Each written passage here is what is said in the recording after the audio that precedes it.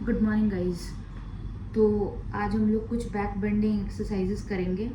ठीक है, तो उसके लिए हमारे बैक में जब स्टिफनेस आ जाती है वो हमारा ठीक हो जाएगा।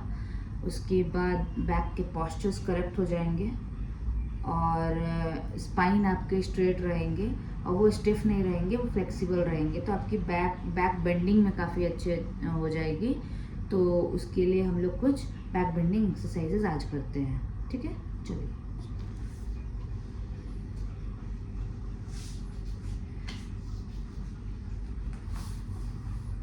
तो बैक बेंडिंग के लिए सबसे पहले हम लोग अपने शोल्डर को ओपन करेंगे।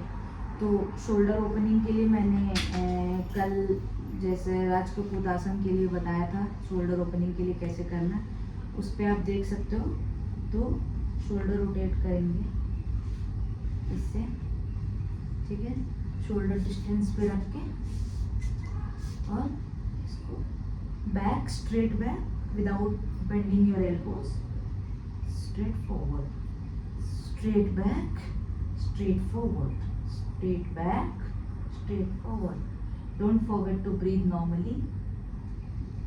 ठीक है, इसमें कोई होल्ड, कोई इनहेल एक्सहेल नहीं, हमें नॉर्मल ब्रीदिंग जैसे हम करते हैं हम वैसे करेंगे। ठीक है, उसके बाद एक और चीज़ कर लेते हैं वार्म अप के लिए। ये शोल्डर के लिए हो गया। वार्म अप के लिए हम लोग करेंगे नेक को up and down. Inhale, down आते वक्त exhale, up inhale, down exhale, up inhale, down exhale. ठीक है, अब एक सीक्वेंस करते हैं बैक बेंडिंग के लिए, काफ़ी अच्छा। ठीक है, तो हम लोग at the end of the mat में जाएंगे और चाइल्ड पोज में पहले जाएंगे, चाइल्ड पोज, फिर स्ट्रेट अप और एल्बो को अपने चेस्ट के साइड टर्न करते हुए धीरे धीरे नीचे जाएंगे। ठीक है, फिर भुजंगासन में अप, फिर बैक टू चाइल्ड पोज। तो कैसे करना है, पहले child pose, table pose, normal bhujangasana, up bhujangasana, back to child pose. तो ये ऐसे दिखेगा।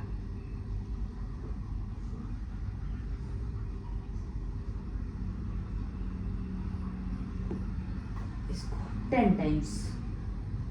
ठीक है, ये हो गया।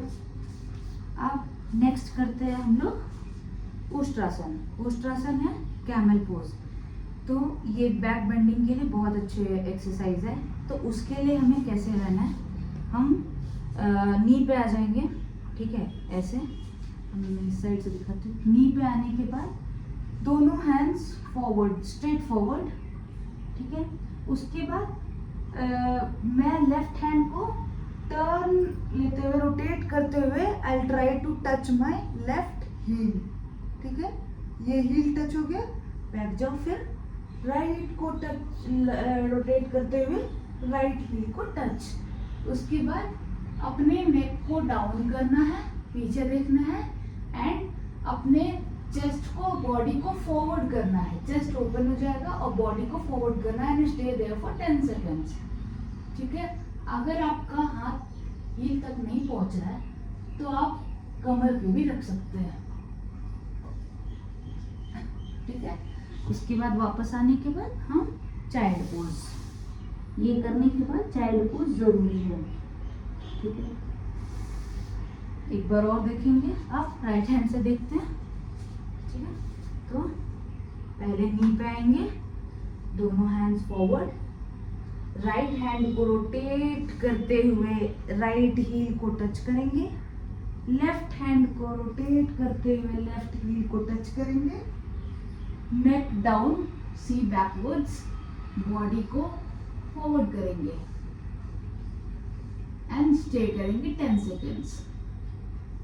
फिर जो हैंड पहले गया था वो हैंड को पहले आगे लाएंगे, दूसरे हैंड को फॉरवर्ड लाएंगे, फिर चाइल्ड पोज।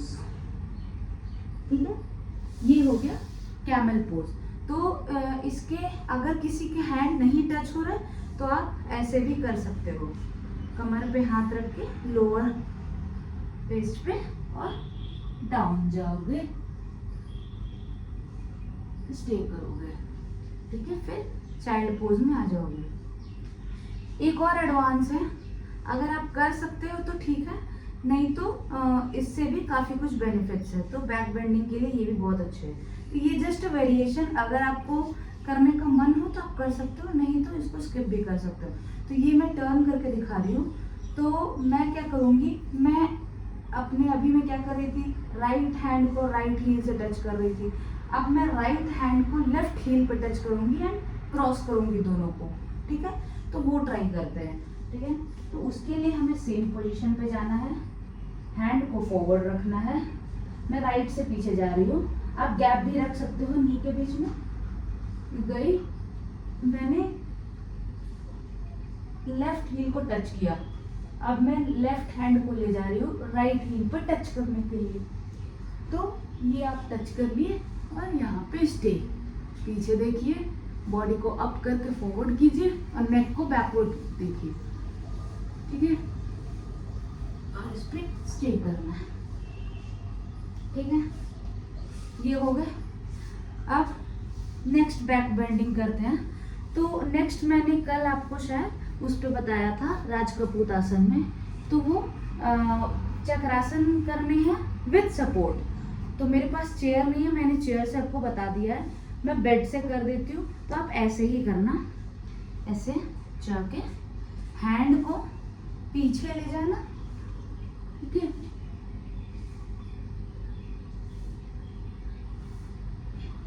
और अपने आप को आगे फॉरवर्ड करना और up down, up down, up down. इसको 10 टाइम्स करने हैं, ठीक है। आप दीवार के सहारे भी कर सकते हो, मैं दीवार से भी दिखा देती हूँ। तो दीवार से ज़्यादा आपका अच्छा रहेगा, क्योंकि आपका पूरा सपोर्ट दीवार पे ही मिलेगा, ठीक है। तो वो कैसे करते हैं मैं वो दिखाती हूँ। तो हम दीवार से थोड़ा सा स्पेस रखेंगे, हमें हैंड को पीछे ले जाना है। हम ऐसे नहीं ले जाएंगे, हमें हैंड को घुमा के ऐसे पीछे ले जाना है, ठीक है। तो जैसे उष्ट्रासन बताया था वैसे ही जाना है, दोनों हैंड फॉरवर्ड करने हैं, फिर कमर पे रखने हैं और बैकवर्ड जाने हैं। पहले बैकवर्ड देखने हैं, फिर हैंड को रोटेट करेंगे, टच करेंगे दीवार पे, ठीक है। तो पहले बैक गए स्ट्रेट, पहले राइट हैंड, फिर लेफ्ट हैंड एंड स्टे,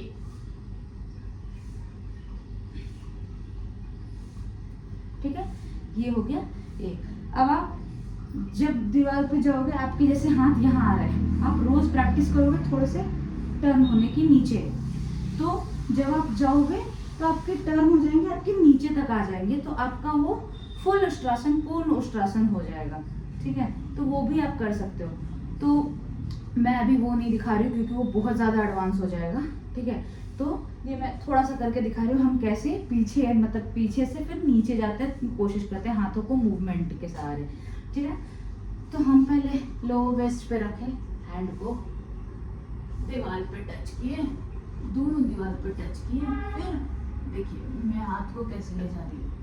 अगर आपको नहीं हो पा रहा है तो आप आगे स्पेस बढ़ा लीजिए, फिर आप ऐसे जाइए, ठीक है। तो आप ये भी कर सकते हैं, ठीक है। अब एक और बेंडिंग बता दे रही हूँ। तो उसके लिए कुछ प्रिपरेशन क्या है कि सेतु बंद आसन, ठीक है। सेतु बंद आसन में हम कैसे जाएंगे, ग्लूट ब्रिज के लिए वो हम पहले शवासन में लेट जाएंगे, लेग्स अप करेंगे, ठीक है।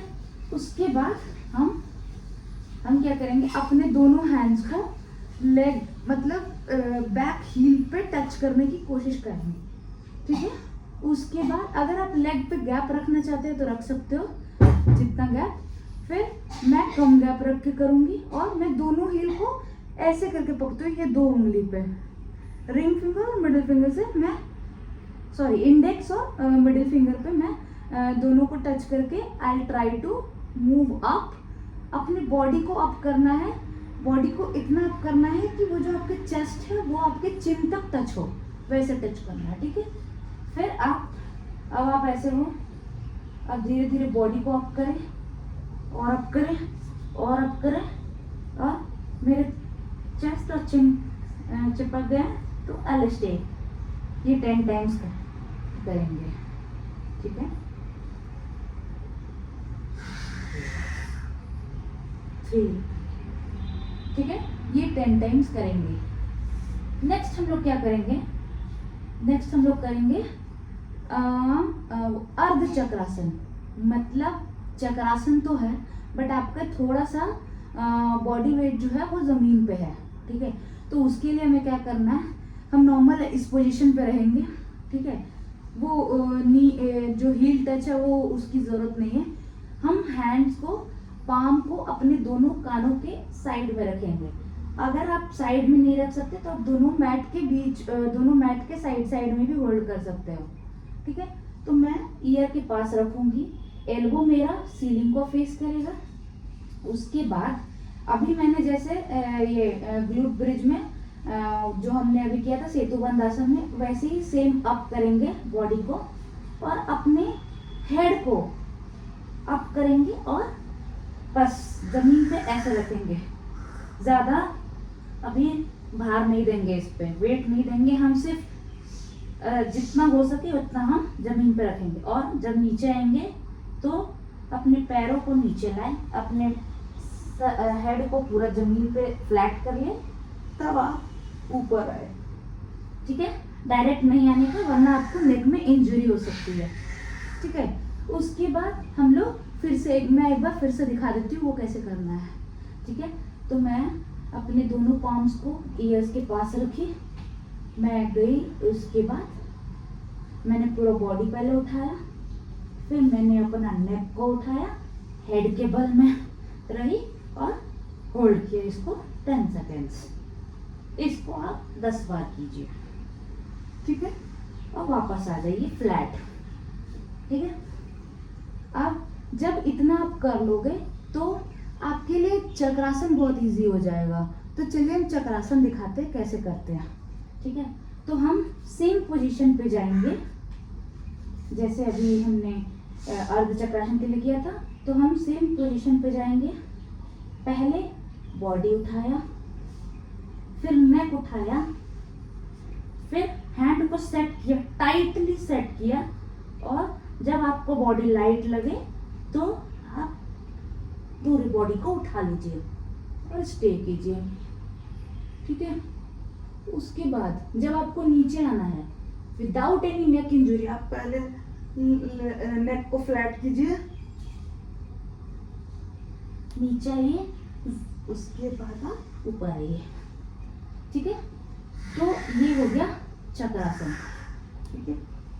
अब चक्रासन के 1-2 और तरीके हैं, वो मैं एक और बता देती हूँ, तो वो भी आपके लिए बहुत इजी हो जाएगा, ठीक है। वो बैक बेंडिंग के लिए भी बहुत अच्छा है, तो ये एज ए उसको वार्म अप आप यूज कर सकते हैं। तो हम कैसे करेंगे, पहले हम हलासन में आएंगे, गार्लैंड पोज, ठीक है।